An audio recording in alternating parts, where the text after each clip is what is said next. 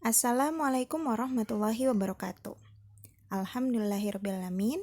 Dalam video ketiga, kali ini Ustazah akan melanjutkan pembahasan tentang Science in Food atau sains dalam makanan. Seperti biasa, kita mulai dulu dengan membaca basmalah. Bismillahirrahmanirrahim. Sebelumnya, kita sudah membahas beberapa poin-poin atau konsep-konsep dalam makanan. Salah satunya adalah tentang makanan yang harus halalan thayyiban, kemudian kalori, kemudian kita juga membahas mengenai cara menghitung kalori, kebutuhan kalori dalam tubuh kita.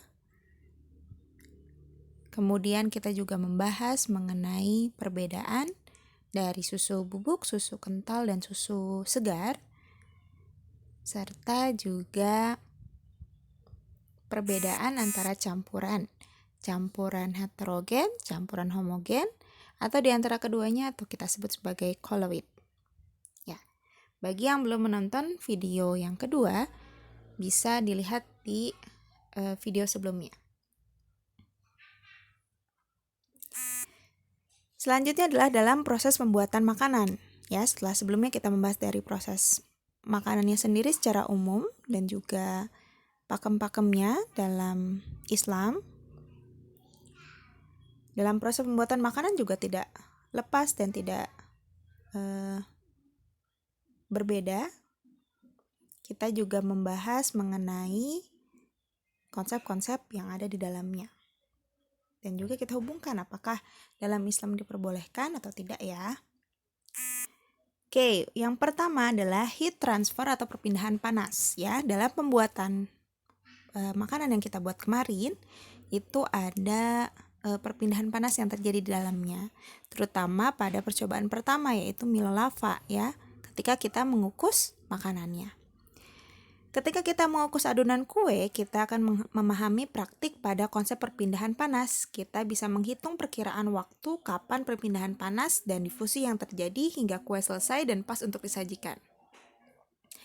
Jadi sebenarnya pada kenyataannya kita bisa menghitung kapan waktu kukus itu selesai. Yang kemarin atau yang sebelumnya 5-7 menit itu perkiraan. Tergantung dari jumlah adonan, tapi ketika kita mengikuti urutan ya maka kita akan mendapati jumlah waktu yang perkiraannya sama. Namun kita bisa mengukur berdasarkan dari volume adonan, temperatur awal, dan temperatur ketika dipanaskan.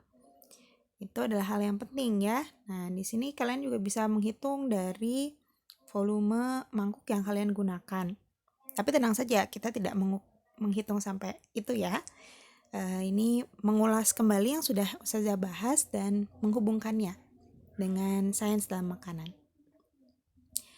Kita review kembali apakah itu panas. Panas adalah perpindahan energi dari satu medium atau objek ke yang lain atau dari sumber energi ke medium atau objek. Kalau di gambar Ustazah memberikan contoh ceret ya, dengan sumber panasnya di dalam kompor, kemudian membuat air mendidih dan menghasilkan uap. Bagaimana perbedaan panas dan suhu sebenarnya? Panas dan suhu sebenarnya saling terkait satu sama lain ya, tetapi merupakan konsep yang berbeda. Panas adalah transfer energi panas dari sumber suhu tinggi ke objek suhu rendah atau area ya. Sedangkan suhu adalah ukuran rata-rata energi kinetik dari gerak molekul dalam suatu zat. Jadi memang kalau panas itu memang transfer energi yang terjadi, ada energi panasnya yang berpindah dari tinggi ke rendah, sedangkan untuk suhu itu ukuran dari panas, ukuran rata-rata energi kinetik yang terjadi. Jadi beda ya. Kemudian bagaimanakah cara perpindahan panas dari satu objek ke objek lainnya? Apakah panas dapat bergerak di padatan dan cairan udara? Panas sendiri dapat ditransfer dari satu tempat ke tempat lain dengan 3 metode. Yang pertama adalah konduksi dalam padatan, konveksi cairan atau gas, dan radiasi melalui apapun yang memungkinkan. Metode yang digunakan untuk mentransfer panas biasanya yang paling efisien. Jika ada perbedaan suhu dalam suatu sistem, panas akan selalu bergerak dari suhu yang lebih tinggi ke yang lebih rendah. Jadi tentang perpindahan panas sendiri kalian sudah mempelajarinya ya di waktu SD. Konduksi, konveksi, dan radiasi. Lebih jelasnya dalam gambar ini. Untuk konveksi kita bisa melihat ada dua perantara, di mana perantara dari sumber panas yang pertama yaitu api, kemudian kepada udara.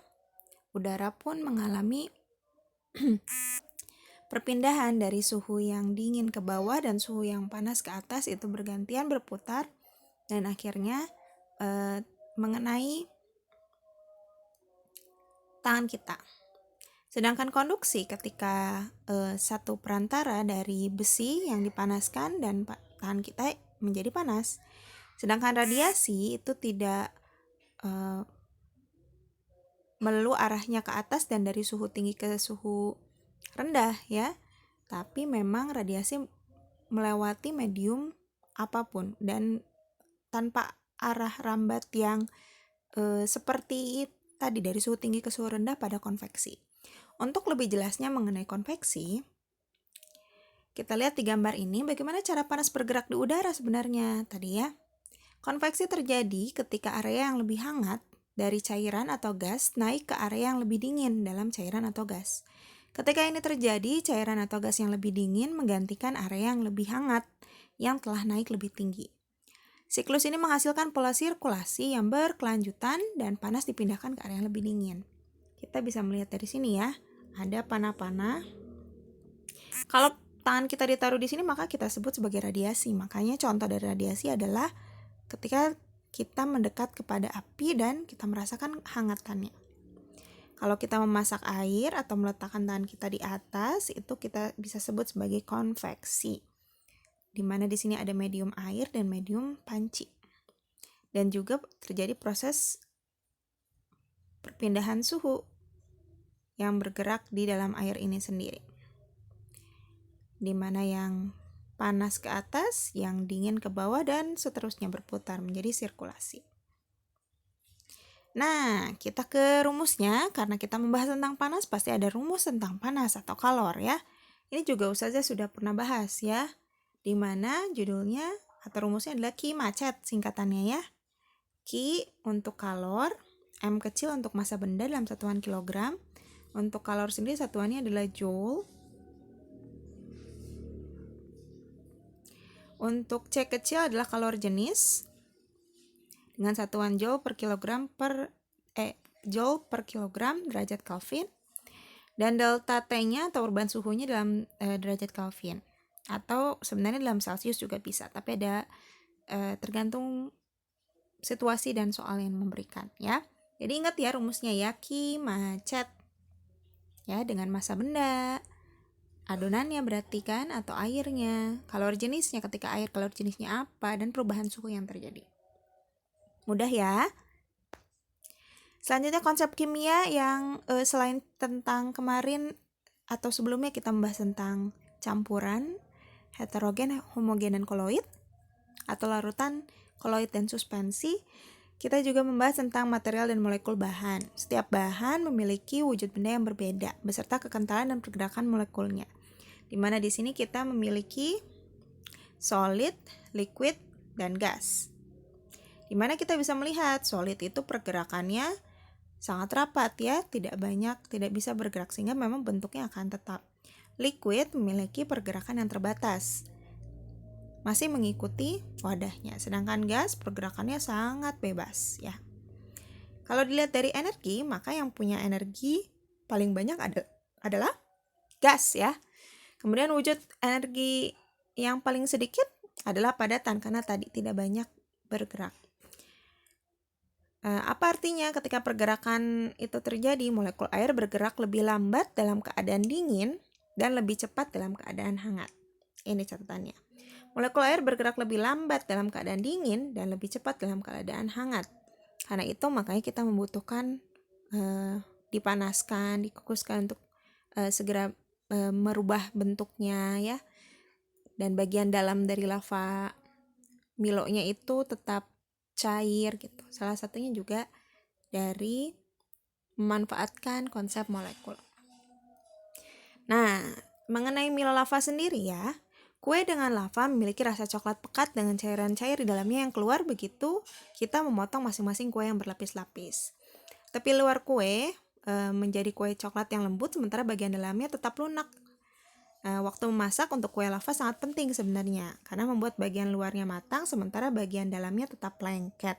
Itu karena perbedaan suhu dan juga pengaruh dari tadi konduksi dan konveksi yang terjadi pada dalam alat kukus dan konduksi yang pada tempat cetakan kuenya kepada kuenya sendiri, sehingga menyebabkan bagian pinggirannya lebih cepat matang dibandingkan bagian dalamnya.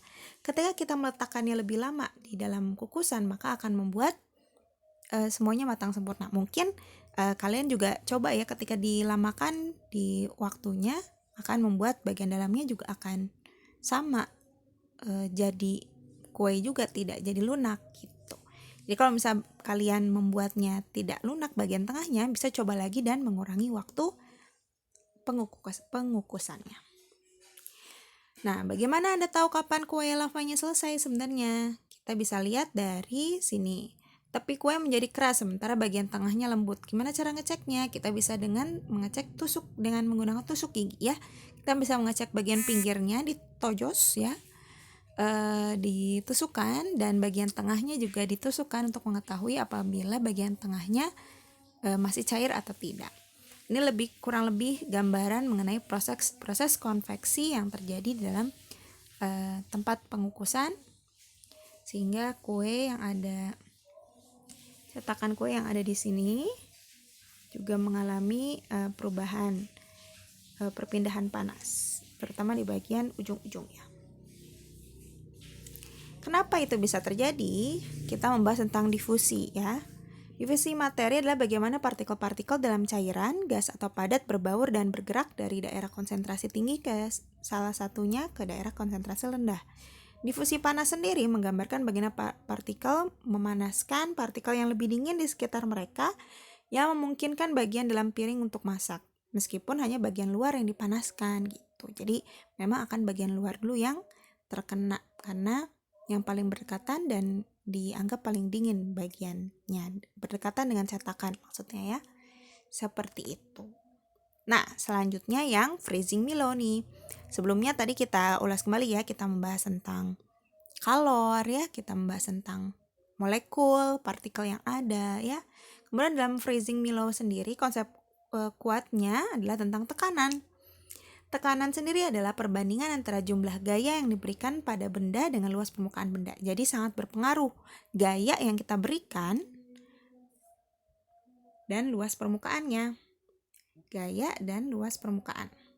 Dalam percobaan sebelumnya, kita mengeluarkan udara di dalam kemasan dan memberikan tekanan kepada kemasan. Betul? Kita mengeluarkan sedikit udara dan kita tekan. Ya. Rapatnya kemasan produk ini dapat melindungi produk kontak dengan udara panas dan kelembapan air. Salah satunya juga tadi menambah tekanan. Jadi seperti ini ya. Tapi yang perlu kita perhatikan, untuk menekan ini kan menggunakan setrika tadi ya. Dan setrikanya harus dilapisi dengan kain terlebih dahulu ya. Tadi tujuannya adalah untuk melindungi makanan supaya tidak terlalu panas ya. Kalau berkenaan langsung setrika dengan plastiknya, maka akan membuat plastiknya, zat-zat buruk yang ada dalam plastik bisa menempel pada susunya gitu. Jadi memang harus dilapisi dengan kain. Tapi juga kain setebal apapun sebenarnya juga akan tetap mentransferkan panas ya. Nanti kita bahas selanjutnya. Nah, jadi ini rumusnya, rumus tekanan di sini sudah pernah dibahas juga, yaitu P sama dengan F bagi A. P-nya sendiri adalah tekanan dengan satuannya adalah Pascal karena yang menemukan adalah Pascal. Kemudian gaya sendiri satuannya Newton ya. F dari force, P dari pressure, A dari area yaitu luasnya. Jadi untuk mengetahui dari tekanan yang kita berikan, maka kita beritahu force yang kita gunakan, gaya yang kita gunakan untuk membuat si Milonya menjadi rata, ya itu berapa. bisa kita hitung dari gaya yang setrika berikan, kemudian luas areanya, luas area dari Milo sendiri. Maka kita akan mengetahui berapa tekanan yang kita berikan. Seperti itu. Mudah ya, ini juga sudah pernah dibahas. Jadi tapi perlu diingat ya, untuk kesimpulannya secara keseluruhan, makanan-makanan yang kita makan tetap harus dalam rambu-rambu yang Allah perintahkan dan Rasul contohkan. Seperti yang pertama tadi, di video sebelumnya kita membahas tidak boleh berlebihan. Kemudian harus memperhatikan kalorinya. Tidak boleh juga terlalu banyak makanan-makanan yang manis ya. Terlalu banyak itu juga tidak baik gitu. Dan juga proses dalam penyajiannya harus sangat kita perhatikan. Seperti itu. Ya, sekian pembahasannya. Semoga kalian tidak puas ya, karena kalau kalian tidak puas, kalian akan mencari sendiri dan ditunggu apabila ada pertanyaan. Wassalamualaikum warahmatullahi wabarakatuh.